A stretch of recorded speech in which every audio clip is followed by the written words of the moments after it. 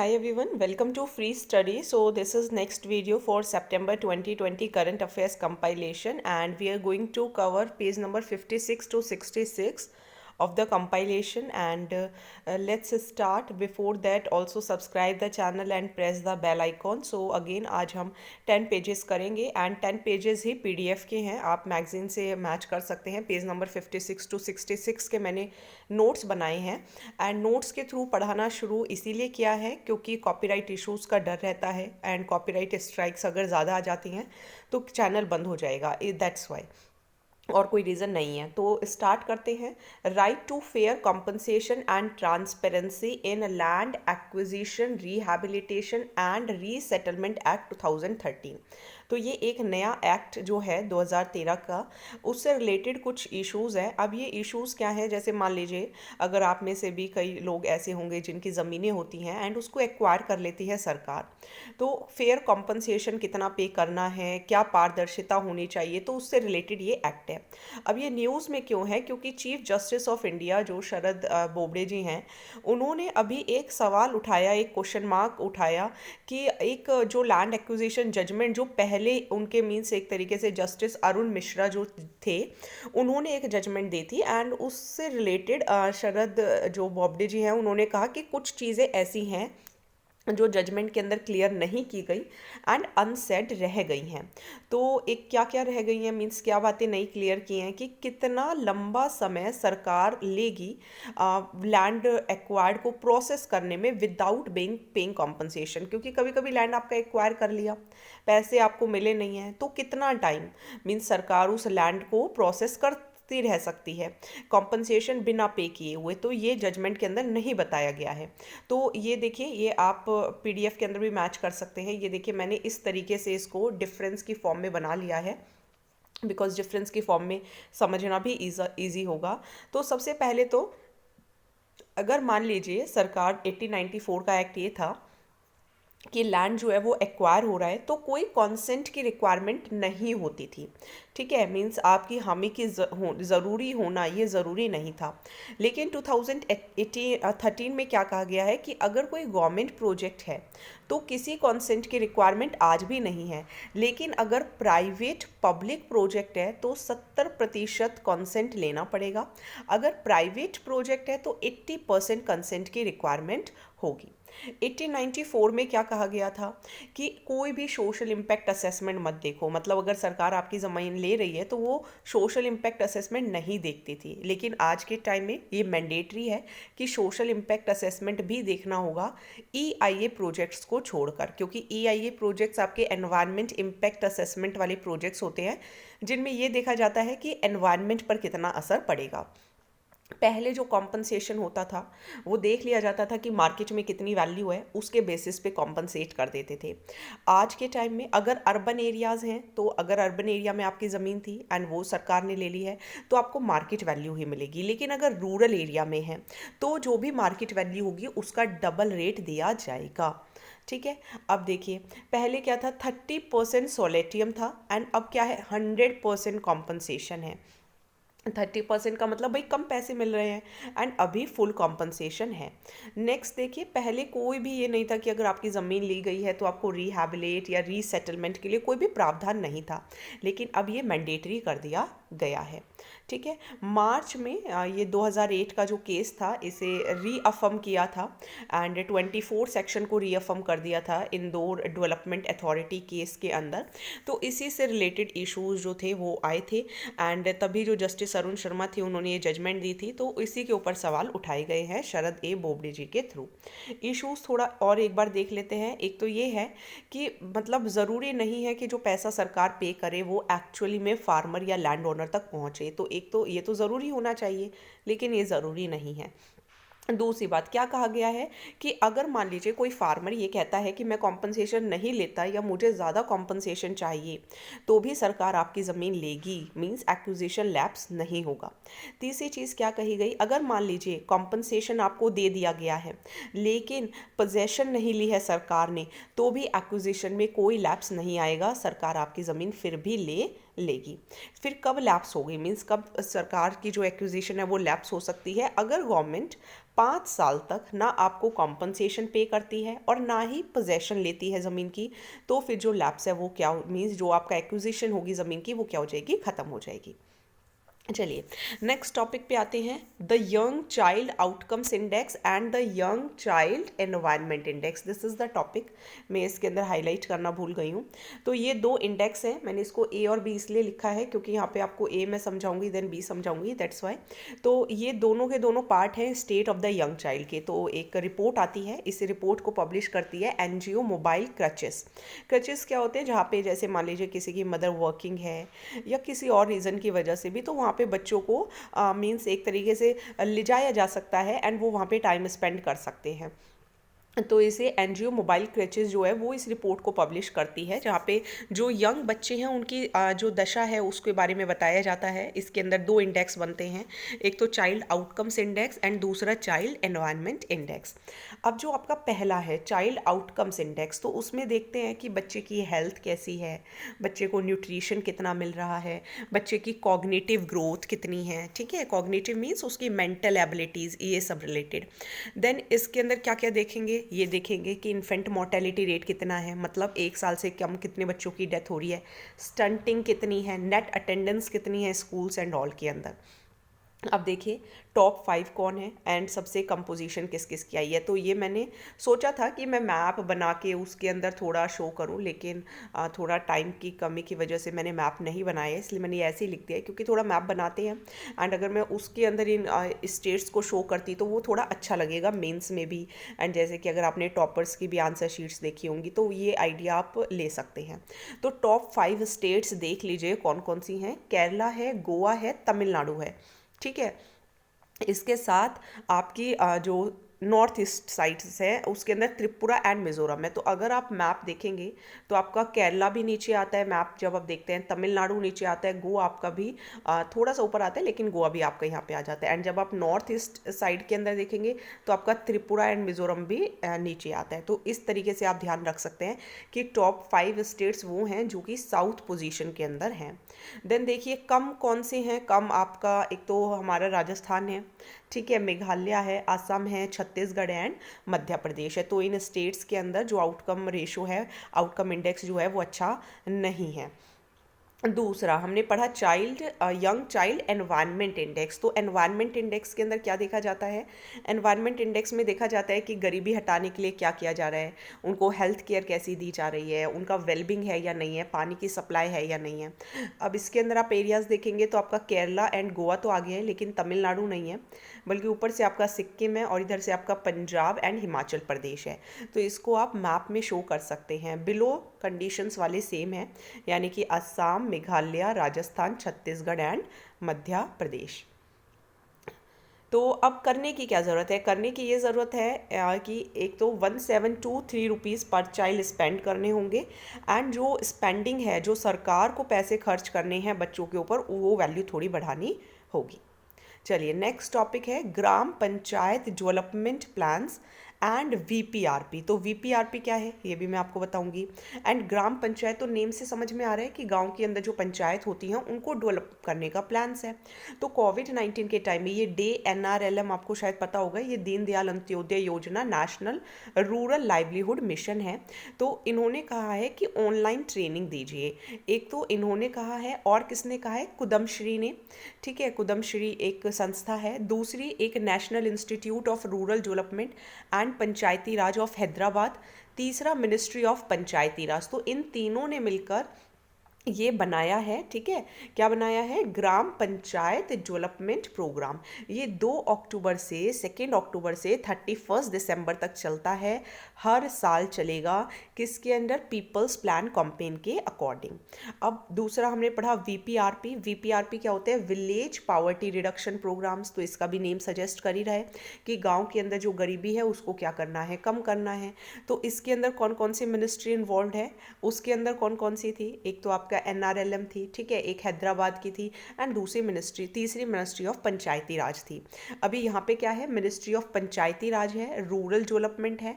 ये क्या करेंगे, ये सेल्फ हेल्प ग्रुप्स को एंड जो दूसरी फेडरेशंस हैं उनको कहेंगे कि आप कुछ ऐसे काम कीजिए कि गांव के अंदर जो गरीबी है उसको दूर किया जा सके।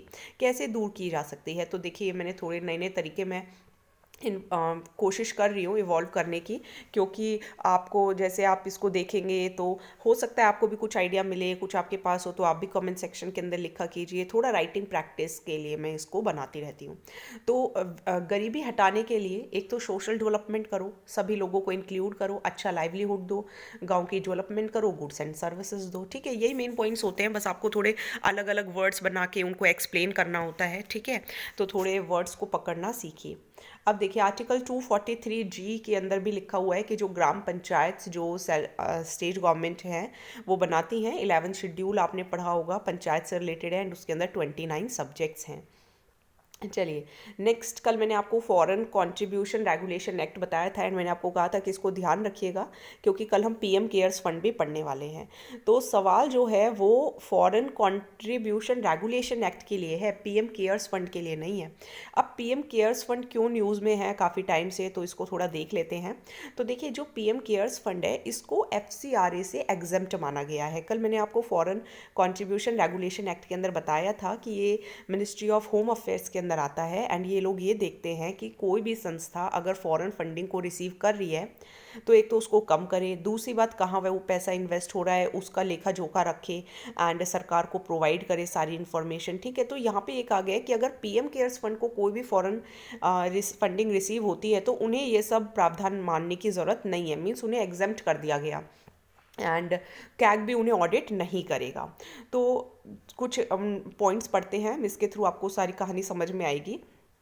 11 जुलाई को होम मिनिस्टर ने एक ऑर्डर दिया कि वो सभी बॉडीज़ जो सेंट्रल गवर्नमेंट या फिर स्टेट गवर्नमेंट ने बनाई हों एंड उन्हें controller and auditor general of India audit भी करते हों तो वो एग्जेम्प्टेड हैं, मींस वो फॉरेन कंट्रीब्यूशन रेगुलेशन एक्ट के अंदर नहीं आएंगी।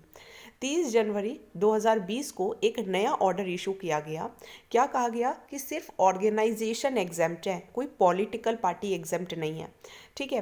फिर देखिए अब PM केयर्स फंड को क्यों एग्जेम्प्ट नहीं किया जाना चाहिए, क्योंकि क्या कहा गया है कि अगर कोई organisation central and state government के थ्रू सेटअप की गई है तो PM केयर्स फंड जो है वो सेंट्रल और स्टेट एक्ट के थ्रू सेटअप नहीं किया गया, ना ही ये RTI के अंदर पब्लिक अथॉरिटी में आते हैं, एंड ना ही इनको कैग ऑडिट करता है, बल्कि एक इंडिपेंडेंट ऑडिटर अपॉइंट किया जाता है जो कि PM केयर्स फंड को ऑडिट करता है।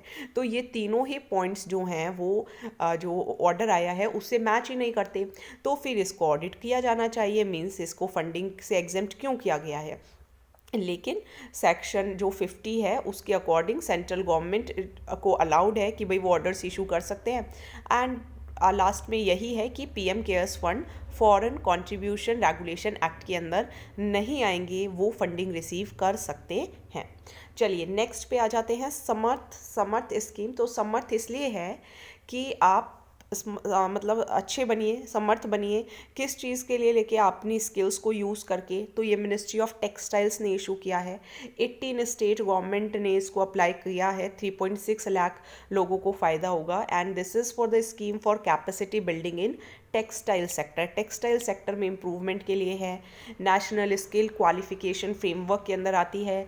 10 लाख लोगों को ट्रेन किया जाएगा, जिसमें से 9 जो होंगी वो ऑर्गेनाइज्ड होंगी, एंड 1 जो होगी वो ट्रेडिशनल होगी। इसके अंदर स्पिनिंग एंड वीविंग नहीं आएगी। अब इसके फीचर्स क्या हैं, ट्रेनर्स की ट्रेनिंग की जाएगी, CCTV रिकॉर्डिंग भी होगी, अच्छे कॉल सेंटर्स भी बनेंगे, आधार इनेबल्ड बायोमेट्रिक अटेंडेंस सिस्टम भी होगा, ठीक है। देन देखिए इसको इम्प्लीमेंट कौन करेगा, इसको इम्प्लीमेंट करेगी टेक्सटाइल इंडस्ट्री, 3 इम्प्लीमेंट करेंगे। टेक्सटाइल इंडस्ट्री इम्प्लीमेंट करेगी, मिनिस्ट्री ऑफ टेक्सटाइल्स के अंदर ही जो इंस्टीट्यूशन या जो ऑर्गेनाइजेशन आती हैं वो इम्प्लीमेंट करेंगी, जो रेप्यूटेड इंस्टीट्यूशंस या जो NGOs हैं वो इसको इम्प्लीमेंट करेंगी। ठीक है, चलिए नेक्स्ट टॉपिक पे आ जाते हैं, दैट इज़ स्वच्छ विद्यालय अभियान। तो स्वच्छ विद्यालय, विद्यालय से आपको नाम समझ में आ रहा होगा, थोड़ा पढ़ाई से रिलेटेड है। तो 2014 में मिनिस्ट्री ऑफ एचआरडी, अब मिनिस्ट्री ऑफ एचआरडी का नाम दोबारा बदलकर मिनिस्ट्री ऑफ एजुकेशन रख दिया गया है, ये भी ध्यान रखिएगा। एंड ये स्वच्छ विद्यालय अभियान इसीलिए लॉन्च किया गया था ताकि जो राइट टू एजुकेशन के एम्स हैं उन्हें अचीव किया जा सके। जो सेंट्रल पब्लिक सेक्टर एंटरप्राइजेज हैं वो इसे इम्प्लीमेंट करती हैं।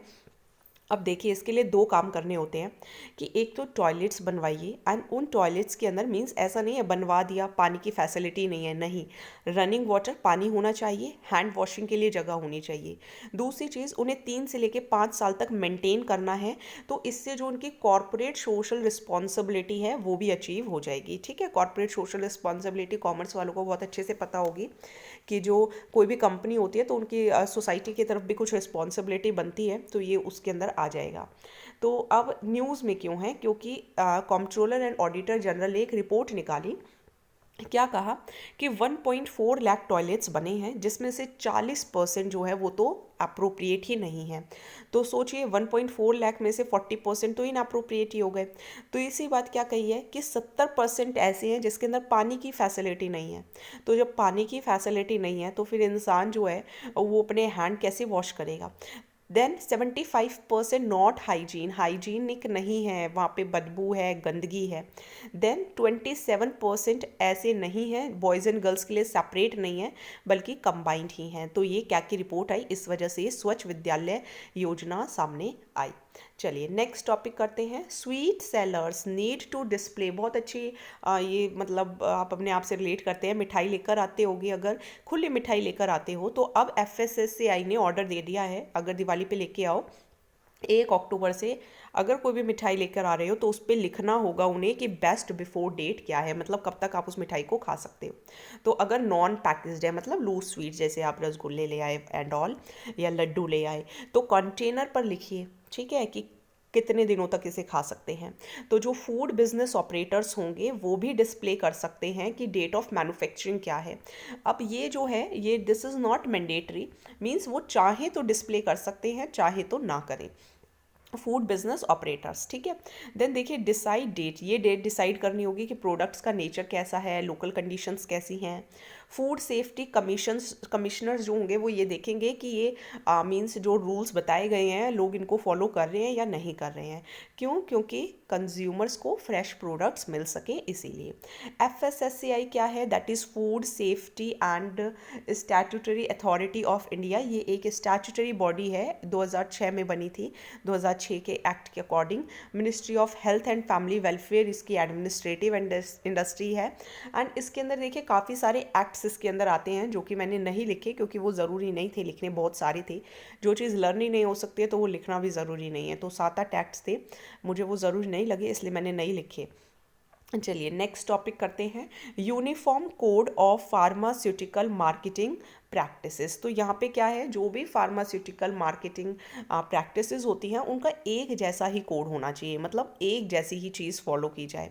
तो ये डॉक्टर्स के कुछ अलायंस थे एथिकल हेल्थ केयर के लिए, ये बहुत निराश हैं ministry of chemicals and fertilisers के सदानंद गौड़ा से, क्योंकि इन्होंने कोई भी ऐसा कदम नहीं उठाया कि ये इस कोड को मैंडेटरी करें। इसीलिए कुछ जो डॉक्टर्स हैं वो नाराज़ हैं।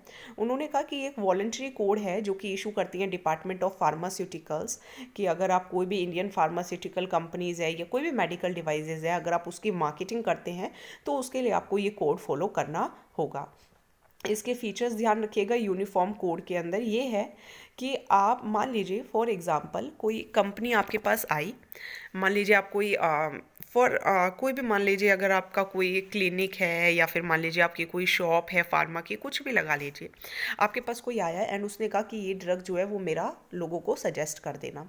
तो इन सब चीज़ों के लिए बनाया जाता है कि अगर मान लो कोई आपको गिफ्ट देता है, कोई किसी तरीके का फ़ायदा बेनिफिट देता है क्योंकि आप क्वालिफाइड हो, तो आप किसी को प्रेस्क्राइब कर दो ये ड्रग, तो इस वजह से ये क्या किया जाता है कि भाई नहीं प्रेस्क्राइब करना है क्योंकि आप डॉक्टर नहीं हैं।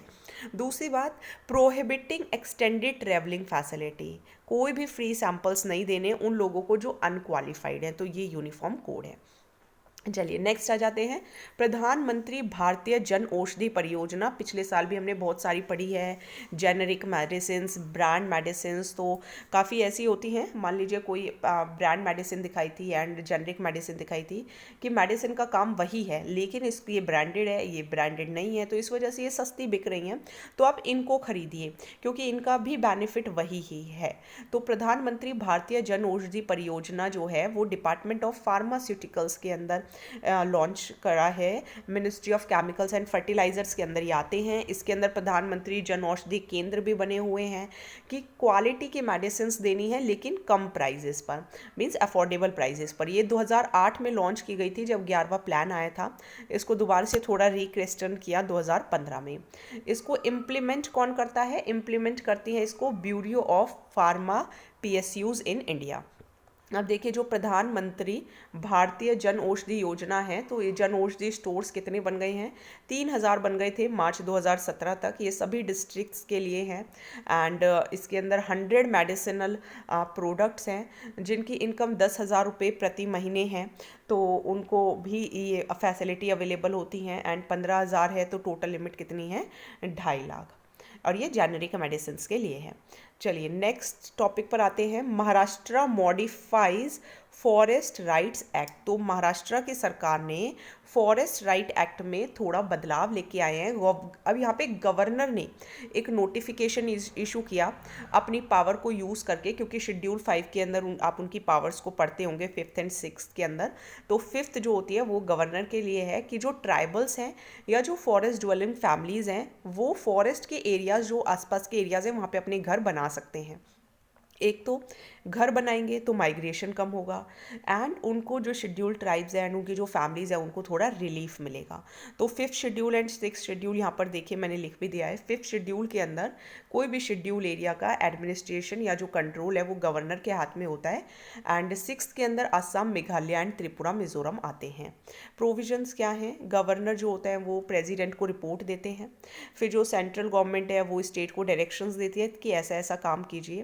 पार्ट 4 के अंदर एक ट्राइबल एडवाइजरी काउंसिल बनानी होती है जिसके अंदर 20 मेंबर्स होते हैं, जिसमें से 15 जो होने चाहिए, मीन्स 3/4 जो होने चाहिए वो शेड्यूल ट्राइब से होने चाहिए। किस लिए बनाई गई है? ताकि शेड्यूल ट्राइब्स का वेलफेयर एंड एडवांसमेंट हो सके। तो गवर्नर जो हैं वो रूल्स बना सकते हैं इन एरियाज़, इन काउंसिल के मेंबर्स के लिए, इनके अपॉइंटमेंट के लिए, ठीक है। एंड ये डायरेक्ट कर सकते हैं कि पर्टिकुलर कोई एक्ट अगर ऐसा है स्टेट का या पार्लियामेंट का तो वो शेड्यूल एरिया में ना अप्लाई करें। एंड शेड्यूल ट्राइब मेंबर को क्या लैंड अलॉट करना है तो उसको भी ये रेगुलेट करते हैं। चलिए नेक्स्ट टॉपिक पर आ जाते हैं, NCRB that is national crime report bureau. ये आई है एक्सीडेंटल डेथ्स एंड सुसाइड्स के लिए। तो इसके अंदर काफ़ी सारे फैक्ट्स मैंने लिखे हैं एंड इम्पॉर्टेंट है, तो आपको जितने याद रह जाएं आप उतने मेन एग्जामिनेशन में यूज़ कर सकते हैं। तो एक तो जो सुसाइड केसेस हैं, जो एक्सीडेंटल केसेस हैं वो बढ़ गए हैं 1,34,000 से कितने हो गए हैं? 1,39,000। यहाँ पे थे 1,34.444 कुछ ऐसे था, तो इतना नहीं याद रहने वाला। तो आप इसको इतना इस तरीके से ध्यान रख सकते हैं कि 1,34,000 से 1,39,000 हो गए हैं। 97,000 मेल सुसाइड्स की हैं जिसमें से ज़्यादातर डेली वेज अर्नर्स ने की हैं, मीन्स 29,000 लोग ऐसे हैं जो कि डेली वेज अर्नर्स सुसाइड कर रहे हैं। 41,000 अगर फीमेल ने सुसाइड किया है तो उसमें से आधी जो फीमेल है वो हाउसवाइफ्स थी। सबसे ज़्यादा जो एक्सीडेंटल केसेस हैं वो केरला में पाए गए अनएम्प्लॉयड की वजह से 14%, इसके बाद महाराष्ट्र में 10%। अगर बिजनेस एक्टिविटीज़ में हम देखें सुसाइड तो महाराष्ट्र में सबसे ज़्यादा, फिर तमिलनाडु में 11.7।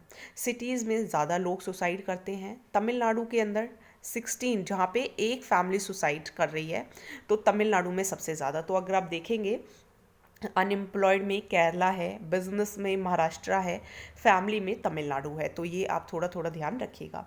अब थोड़ा और रिपोर्ट देखते हैं। एक्सीडेंटल केसेस जो है वो 2.3% से बढ़े हैं। 30.9% जो कैजुअलिटीज़ होती हैं वो 30 से 35 साल के ग्रुप वाले के साथ होती है। महाराष्ट्र के अंदर सबसे ज़्यादा डेथ हो रही हैं, 8145 डेथ्स नेचर की वजह से हो रही हैं। 400 लाइटनिंग के केसेस बिहार एंड मध्य प्रदेश में देखे गए। ट्रैफिक एक्सीडेंट्स 43.9% है। तो आप मैंने यहाँ पे लिखा है, अगर आप चाहें तो पीडीएफ पढ़ सकते हैं, otherwise there is no need. ठीक है, अब नेशनल क्राइम रिकॉर्ड ब्यूरो को देख लेते हैं। तो ये 1986 में मिनिस्ट्री ऑफ होम अफेयर्स ने बनाई थी। 1977 1981 में इसको रिकमेंड किया था national police commission and ministry of house affairs task force ने। एंड ये एक तरीके से क्राइम के बारे में रिपोर्ट देते हैं अक्रॉस द कंट्री। चलिए लास्ट टॉपिक पढ़ते हैं, फिर हम क्वेश्चंस भी देखेंगे इसके। Global multi dimensional poverty index. तो global multi dimensional poverty index NITI Aayog इसे इम्प्लीमेंट करने वाली है। यह एक स्टेट रिफॉर्म एक्शन प्लान है। किसका पार्ट है? गिर्ग का पार्ट है, that is global indices to drive reforms and growth. इसका मेन एम यही है कि कंट्री की जो परफॉर्मेंस है वो सोशल एंड इकोनॉमिक पैरामीटर्स के अंदर इम्प्रूव हो। जो आपका ग्लोबल मल्टीनेशनल पॉवर्टी इंडेक्स है ये 107 डेवलपिंग कंट्रीज़ को कवर करते हैं। पहली बार 2010 में बनाया था इन्होंने ये। एंड कौन इसको रिलीज़ करता है? Oxford poverty and human development initiative and United Nation development programme. ठीक है, तो ध्यान रखिएगा। यूएन, देखिए इस तरीके से यहाँ ध्यान रखिए, थोड़ा ग्लोबल है तो UN development programme and poverty से ऑक्सफोर्ड पॉवर्टी ध्यान रखिएगा। कब रिलीज़ होता है? हाई लेवल जब पॉलिटिकल फोरम हर साल जुलाई में रिलीज होता है 10 पैरामीटर्स के बेसिस पे। इंडिया की रैंक देख लीजिए, इंडिया की रैंक 62 है 107 कंट्रीज़ में, और हमारा जो स्कोर है वो है 0.123। इसके बाद ये बाकी कंट्रीज़ की भी मैंने रैंक लिख दी हैं। श्रीलंका की 25 है, भूटान की 68, चाइना की 30, म्यांमार की 69, पाकिस्तान की 73, नेपाल की 65, बांग्लादेश की 58। थोड़ा पड़ोसियों के बारे में भी जानकारी आपको मिल जाएगी इससे। चलिए अब कुछ क्वेश्चंस करते हैं। देखिए ये क्वेश्चन है कि आर्टिकल 243G किससे रिलेट करता है? तो ग्राम पंचायत से रिलेट करता है। 29 सब्जेक्ट्स हैं 11 शेड्यूल के अंदर। 11 शेड्यूल क्या होता है? पीपल्स प्लान कैंपेन क्या है? तो ये पीडीएफ में मेंशन नहीं है, आपको ये गूगल करना होगा। ग्राम पंचायत डेवलपमेंट प्लान्स क्या होते हैं, कौन इन्हें प्रिपेयर करता है? तो ये पूरा किया है। विलेज पावर्टी रिडक्शन प्लान्स क्या होते हैं? सिग्निफिकेंस बताइए विलेज पावर्टी रिडक्शन प्लान्स का। तो आइदर रीड द नोट्स और मेक नोट्स बाय योरसेल्फ, वो और भी बेटर वे है। If you want to take the notes आप इंस्टा मोजो पे उसको ले सकते हैं, आपको ईमेल करना होगा and then I will share a link with you. Okay, so next topic था हमारा पब्लिक अकाउंट क्या होता है। ये एफसीआरए से रिलेटेड हमने टॉपिक किया था ना। पीएम केयर्स फंड को कौन एडमिनिस्टर करता है? आरटीआई एक्ट से कौन कौन सी ऑर्गेनाइजेशन एग्जेम्प्ट हैं? कंसोलिडेटेड फंड ऑफ इंडिया क्या होता है? चैरिटेबल ट्रस्ट क्या है? सेक्शन 50 किससे रिलेटेड है? मेंस में पूछा जा सकता है कि क्यों पीएम केयर्स फंड जो है वो आरटीआई के अंदर आना चाहिए। चलिए नेक्स्ट आपका था कि हाँ जी, समर्थ स्कीम। तो समर्थ स्कीम को इम्प्लीमेंट कौन कर रही है? मिनिस्ट्री। तो टेक्सटाइल्स। बजट इसके स्कीम के एम क्या है, फीचर्स क्या हैं, किस साल ये लॉन्च की गई थी, और कौन कौन सी स्कीम्स हैं, इस स्कीम की सिग्निफिकेंस को समझाइए। स्वच्छ विद्यालय अभियान क्या है, ये इम्प्लीमेंटेशन कौन करता है, इसके फीचर्स बताइए, इसके मैंडेटरी प्रोविजंस बताइए। मेंस में पूरा क्वेश्चन यही पूछा जा सकता है कि स्वच्छ विद्यालय अभियान क्या है। देन देखिए कि आपके ये देखिए ये वो सारे एक्ट्स हैं। मैं आपको कह रही थी ना कि काफ़ी सारे एक्ट्स हैं जो मैंने लिखे नहीं हैं, वो इसीलिए नहीं लिखे बिकॉज इतना नहीं लर्न किया जा सकता है, एंड अगर आप चाहें तो आप लर्न कर सकते हैं, but otherwise there is no need. तो food safety and standard authority of India क्या होता है? इसकी एडमिनिस्ट्रेटिव इंडस्ट्री कौन सी है? तो ministry of health and family welfare है। इसके फंक्शंस क्या हैं? ओवरव्यू दीजिए इसका। ठीक है, तो इस तरीके के क्वेश्चंस पूछे जा सकते हैं। देन यूनिफॉर्म कोड क्या होता है? ठीक है, मैंडेटरी है या नहीं है? तो uniform code of pharmaceutical marketing practices, क्या इसको मैंडेटरी कर देना चाहिए? देन देखिए कि कौन, ये आपकी स्कीम थी प्रधानमंत्री जन औषधि परियोजना। तो ये कब लॉन्च की गई, इसका नाम कब कब बदला गया है, किस मिनिस्ट्री ने लॉन्च की है? बीपीपीआई क्या है? That is bureau of pharma PSU of India. Generic medicine कौन सी होती हैं? तो जेनरिक मेडिसिन वही मेडिसिन होती हैं जो पॉकेट एक्सपेंडिचर से आ जाती हैं एंड ज़्यादा महंगी नहीं होती, बल्कि इनका जो रिजल्ट होता है वो सेम ही होता है। मेंस लिंक में प्रधानमंत्री जन औषधि भारतीय जन औषधि परियोजना पूछी जा सकती है। देन देखिए नेशनल क्राइम रिकॉर्ड ब्यूरो कब बना? क्राइम्स कौन रिलीज़ करता है? हाइलाइट्स बताइए एक्सीडेंटल केसेस एंड सुसाइड्स के। अब मेंस में क्या पूछा जा सकता है कि सुसाइड रेट्स बताइए जो एनसीआरबी ने पब्लिश किए, एंड वेज बताइए कि किस तरीके से उसे कम किया जा सकता है। ठीक है, लास्ट आपका टॉपिक था कि मल्टी डायमेंशनल पॉवर्टी इंडेक्स क्या है, कौन इसे रिलीज़ करता है, कितनी कंट्रीज़ को रैंक किया जाता है, 107, इसकी नोडल जो मिनिस्ट्री है वो कौन है, global indices to drive reforms and growth, ये आपको गूगल करना होगा, परफॉर्मेंस क्या रही, तो हमारे स्कोर 0.123 है एंड हमारा जो रैंक है वो 62 है। मेंस में पूछा जा सकता है, एक ब्रीफ नोट दीजिए मल्टी डायमेंशनल पॉवर्टी इंडेक्स के लिए। So thank you so much, आज का वीडियो डन है एंड अगर आपका प्रीलिम्स क्लियर हो गया है then congratulations, this is very good, mains की तैयारी कीजिए एंड नेक्स्ट ईयर भी प्रीलिम्स होगा, तो जो उसके लिए प्रिपरेशन कर रहे हैं उनके लिए भी ऑल द बेस्ट, जिसका इस बार नहीं हुआ no need to worry, if you have the attempts then आपने बहुत कुछ सीखा है, आगे भी बहुत कुछ सीखेंगे ही, ठीक है, फेलियर भी एक सीखने का तरीका होता है, ठीक है। So thank you so much, please like share and subscribe.